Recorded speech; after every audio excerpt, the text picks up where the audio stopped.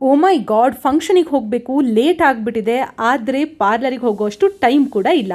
ಹೇಗಪ್ಪ ವ್ಯಾಕ್ಸಿಂಗ್ ಮಾಡೋದು ಅಂತ ಯೋಚನೆ ಮಾಡ್ತಾ ಇದ್ರೆ, ಈಗ ಅದನ್ನು ಈಸಿ ಮಾಡ್ಕೊಳ್ಳೋಕ್ಕೆ ಮನೆಯಲ್ಲೇ ಈ ರೋಲ್ ಆನ್ ಕಿಟ್ನ ಯೂಸ್ ಮಾಡ್ಕೊಳ್ಳಿ. ಈ ರೋಲ್ ಆನ್ ಕಿಟ್ ಎಷ್ಟೊಂದು ಈಸಿ ಗೊತ್ತಾ ಯೂಸ್ ಮಾಡೋದಕ್ಕೆ. ಮನೆಯಲ್ಲೇ ಈಸಿಯಾಗಿ ಮಾಡ್ಕೊಳ್ಬೋದು. ಪಾರ್ಲರಿಗೆ ಹೋಗಿ ನೂರಾರು ರೂಪಾಯಿ ಖರ್ಚು ಮಾಡೋದಕ್ಕಿಂತ ಒಂದ್ಸತಿ ಬೈ ಮಾಡಿ ಇದರ ಯುಟಿಲೈಸೇಷನ್ನ ನೀವೇ ನೋಡಿ.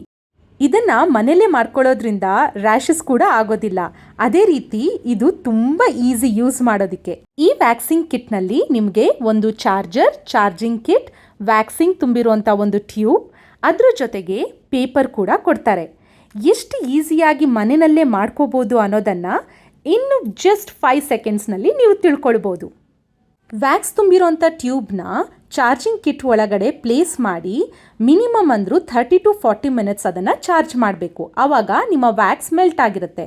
ಅದನ್ನು ಆ ರೋಲರ್ ಮುಖಾಂತರ ನಿಮ್ಮ ಕೈ ಅಥವಾ ಎಲ್ಲಿ ನೀವು ಹೇರ್ನ ರಿಮೂವ್ ಮಾಡಬೇಕು ಅಂತ ಇದ್ದೀರೋ ಆ ಜಾಗದಲ್ಲಿ ಈ ಥರ ಜೆಂಟಲ್ ಆಗಿ ರೋಲ್ ಆನ್ ಮಾಡಬೇಕು. ಕೊಟ್ಟಿರೋ ಪೇಪರ್ನ ಯೂಸ್ ಮಾಡಿಕೊಂಡು ಹೇರ್ನ ರಿಮೂವ್ ಮಾಡಿಬಿಟ್ರೆ ಎಷ್ಟು ಒಳ್ಳೆ ರಿಸಲ್ಟ್ನ ನೀವೇ ನೋಡ್ತಾ ಇದ್ದೀರಾ ಅಲ್ವಾ.